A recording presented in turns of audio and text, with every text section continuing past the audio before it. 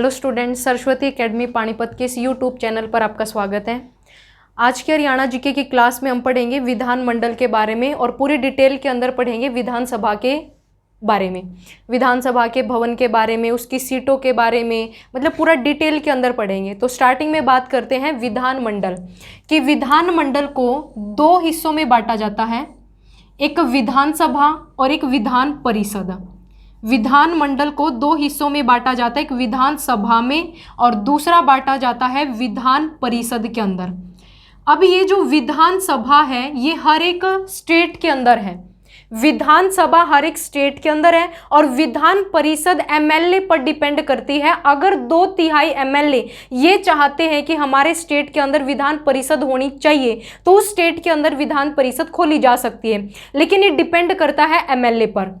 लेकिन अगर हम बात करें विधानसभा की तो विधानसभा हमारे हर एक स्टेट के अंदर है, इवन टू यूनियन टेरिटरीज के अंदर भी है। 3 यूनियन टेरिटरीज के अंदर विधानसभा है और विधान परिषद सिर्फ हमारे 6 स्टेट के पास में, बाकी में नहीं है। अगर हम बात करें हरियाणा की तो हरियाणा का जो विधानमंडल है वो एक सदनात्मक है। एक सदनात्मक का मतलब क्या है कि हरियाणा के अंदर सिर्फ क्या है, विधानसभा है, हरियाणा के अंदर विधान परिषद नहीं है। अगर हम इनके कुछ बेसिक पॉइंट की बात करें कि विधानसभा को क्या कहा जाता है, तो विधानसभा को कहा जाता है अस्थायी सदन। अस्थायी सदन क्यों कहा जाता है? क्योंकि विधानसभा को कभी भी भंग किया जा सकता है, इसी वजह से विधानसभा को अस्थायी सदन कहा जाता है। दूसरा विधान परिषद, विधान परिषद को स्थायी सदन कहा जाता है। स्थायी यानी कि ये फिक्स है। अब यहाँ पर फिक्स का मतलब है कि टाइम पूरा होने से पहले विधान परिषद को भंग नहीं किया जा सकता। दूसरा पॉइंट, विधानसभा को निमन सदन कहा जाता है। विधानसभा को निमन सदन कहा जाता है और विधान परिषद को उच्च सदन कहा जाता है। अगर हम बात करें विधानसभा के मिनिमम मेंबर की और मैक्सिमम मेंबर की, विधानसभा के अंदर मिनिमम कितने मेंबर होने चाहिए? 60 और मैक्सिमम कितने हो सकते हैं? 500। लेकिन अगर बात करें विधान परिषद तो विधान परिषद के अंदर मिनिमम मेंबर हमें चाहिए 40 और मैक्सिमम चाहिए 1/3 एमएलए का। अगर एमएलए का 1/3 है तो वो मैक्सिमम कंडीशन है और मिनिमम के लिए है 40 विधान परिषद के लिए सिचुएशन। लेकिन अगर बात करें विधानसभा के मिनिमम 60 है और मैक्सिमम है 500। विधानसभा के अंदर जो व्यक्ति चुने जाते हैं उनको कहा जाता है एमएलए और विधान परिषद के अंदर जो सदस्य चुने जाते हैं उनको कहा जाता है एमएलसी। एमएलए का मतलब फुल फॉर्म है member of legislative assembly. Member of legislative assembly.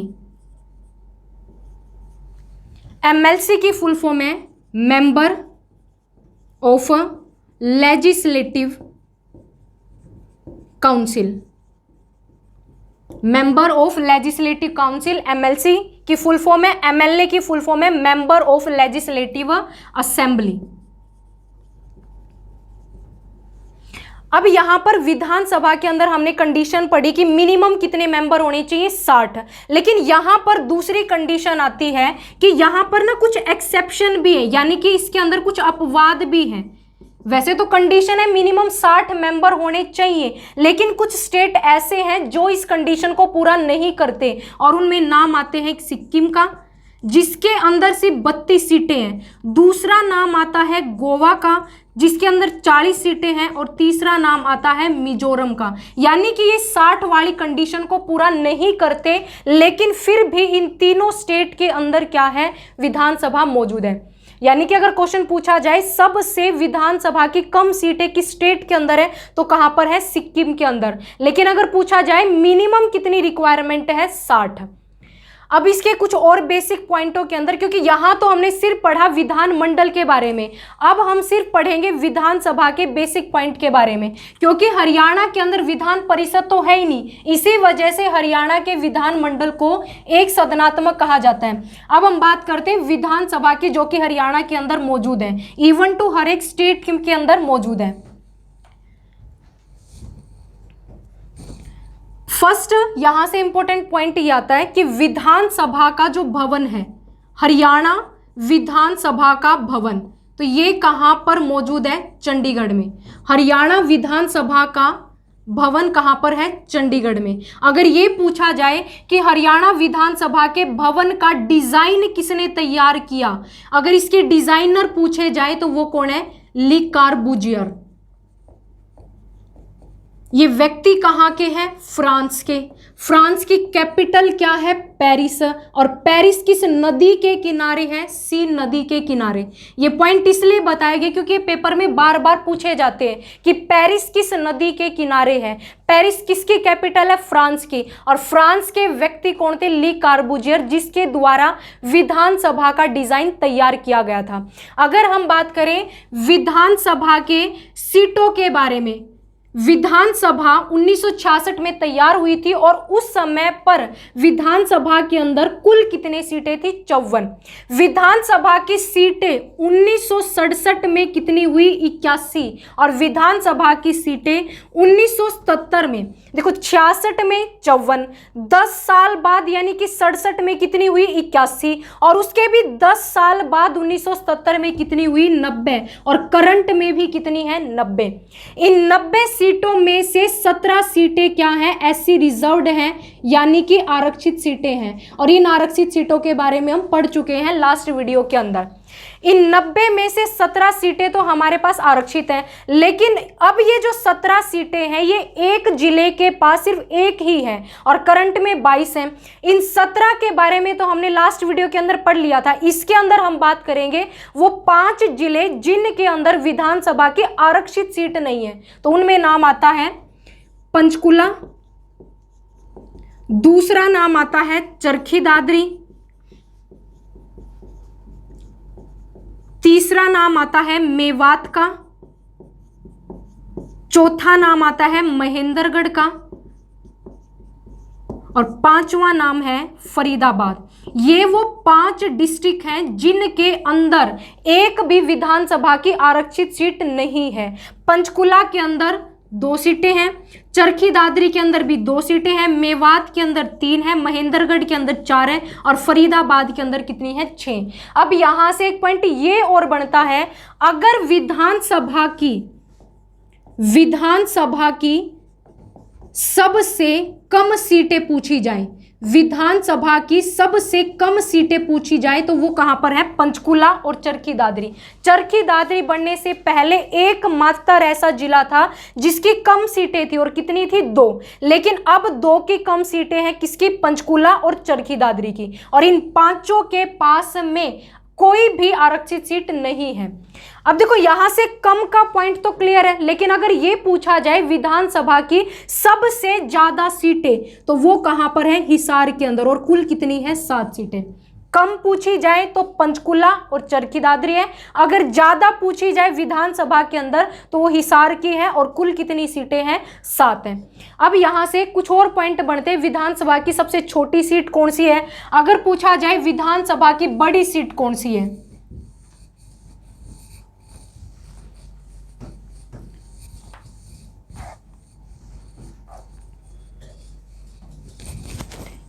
अगर हम बात करें सिर्फ एससी रिजर्व्ड सीटों में से, अगर सिर्फ आरक्षित सीटों में से बात करें, विधानसभा की सबसे बड़ी सीट, विधानसभा की सबसे बड़ी सीट, ये सिर्फ 17 सीटों में से बात हो रही, क्योंकि आरक्षित कितनी है? 17। तो उन 17 में से सबसे बड़ी सीट हमारी कहां की है? रतिया की। और ये रतिया की जो आरक्षित सीट है वो कहां से है? फतेहाबाद से। रतिया को हमने याद किया था, एक रात में हमने क्या की थी? फतेह हासिल की थी। अगर क्वेश्चन पूछा जाए विधानसभा की सबसे छोटी सीट, विधानसभा की सबसे छोटी सीट कहां से है? खरखोदा। खरखोदा क्यों खोदा? सोना पाने के लिए, यानी कि कहां पर है? सोनीपत के अंदर है। अब ये तो थी सिर्फ 17 सीटों के बारे में, लेकिन बाकी की जो सामान्य सीटें बची हुई, नॉर्मल जो सीटें बची हुई हैं, अगर हम उनमें से बात करें, अब उनको ना 2 हिस्सों में बांटा जाता है। एक तो बांटा जाता अकॉर्डिंग टू एरिया, एक बांटा जाता अकॉर्डिंग टू पॉपुलेशन। तो पहले हम बात करेंगे according to area. According to area विधानसभा की सबसे बड़ी सीट, विधानसभा की सबसे बड़ी सीट। देखो ये सिर्फ 17 की बात हो रही थी और ये बची हुई सीटों में से बात हो रही है। अगर बात की जाए बड़ी सीट की तो वो कौन सी है, लोहारू, और लोहारू कहां पड़ता है, भिवानी। अगर अकॉर्डिंग टू एरिया विधानसभा की सबसे छोटी सीट के बारे में बात करें तो वो कहां की है, बल्लभगढ़ की। याद कैसे रखना है, एरिया के अकॉर्डिंग कौन सी है या फिर पॉपुलेशन के अकॉर्डिंग कौन सी है। एरिया के अकॉर्डिंग अगर बात करें, एरिया को हमें जीतने के लिए क्या करना पड़ेगा, लोहा मनवाना पड़ेगा। एरिया को जीतने के लिए, एरिया पर जीत हासिल करने के लिए हमें क्या करना पड़ेगा, लोहा मनवाना पड़ेगा। अगर लोहा मनवाना है, अपनी बात अगर मनवानी है तो वहां पर लाइट भी होनी चाहिए। लाइट मतलब बल्ब लगा होना चाहिए। तो एरिया के अकॉर्डिंग बड़ी पूछे लोहारू और छोटी पूछे बल्लभगढ़। लेकिन अगर पूछे अकॉर्डिंग टू पॉपुलेशन, अगर बात हो अकॉर्डिंग टू पॉपुलेशन विधानसभा की सबसे बड़ी सीट,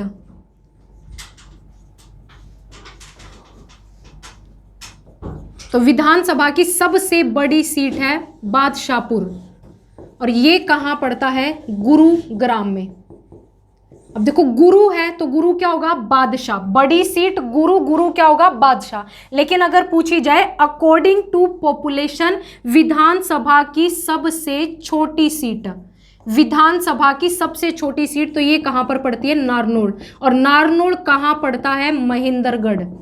ये भी इंपॉर्टेंट पॉइंट है कि नारनौल कहां पर, किस जिले के अंदर पड़ता है, महेंद्रगढ़ के अंदर। हमने बात की पहले सिर्फ 17 सीटों में से, 17 आरक्षित सीटों में से, 17 आरक्षित सीटों में से सबसे बड़ी कौन सी है, रतिया, सबसे छोटी कौन सी है, खरखोदा। लेकिन अगर बात करें हम नॉर्मल सीटों के अंदर, सामान्य सीटों के अंदर, तो सामान्य सीटों में according to area, according to area विधानसभा की सबसे बड़ी कौन सी है, लोहारू। एरिया पर कब्जा करने के लिए हमें क्या करना पड़ेगा, लोहा मनवाना पड़ेगा, और लोहा मनवाने के लिए वहां पर क्या लगी होनी चाहिए, लाइट यानी कि बल्ब। फिर हमने बात की अकॉर्डिंग टू पॉपुलेशन, अगर वो पॉपुलेशन पर, जनसंख्या पर, लोगों पर अगर शासन करेगा तो वो क्या कहलाएगा, बादशाह। तो बड़ी सीट कौन सी है, बादशाह, और छोटी सीट कहां की है, नारनौल की। अब सिर्फ लास्ट 2 पॉइंट बचे हुए हैं। अगर क्वेश्चन पूछा जाए एकमात्र ऐसा जिला जिसके नाम पर आरक्षित सीट है, एकमात्र ऐसा जिला जिसके नाम पर आरक्षित सीट है, वो कौन सा है, हमारा झज्जर। नेक्स्ट पॉइंट बनता है एकमात्र ऐसा जिला जिसके नाम पर विधानसभा सीट नहीं है, जिसके नाम पर विधानसभा सीट नहीं है, तो वो नाम है कुरुक्षेत्र का। 2 पॉइंट, पहला एकमात्र ऐसा जिला जिसके नाम पर, जिले के नाम पर क्या है, आरक्षित सीट। दूसरा पॉइंट, एकमात्र ऐसा जिला जिसके नाम पर एक भी विधानसभा सीट नहीं है, अदरवाइज 21 जिलों के नाम पर विधानसभा सीट मौजूद है। एकमात्र ऐसा जिला जिस जिले के नाम पर कोई भी विधानसभा सीट नहीं है, और उसका नाम क्या है, कुरुक्षेत्र। बाकी हम स्पीकर के बारे में भी पढ़ चुके हैं, 17 की आरक्षित सीटों के बारे में भी पढ़ चुके हैं कि सबसे कम समय तक कौन रहे थे, राव बीरेंद्र सिंह।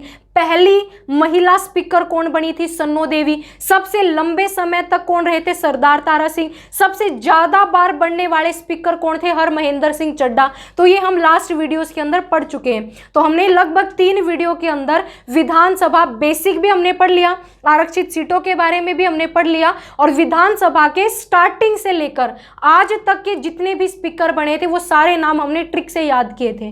तो अगर आपको ये वीडियो पसंद आती है तो चैनल को लाइक करें, शेयर करें और सब्सक्राइब करें। Thank you.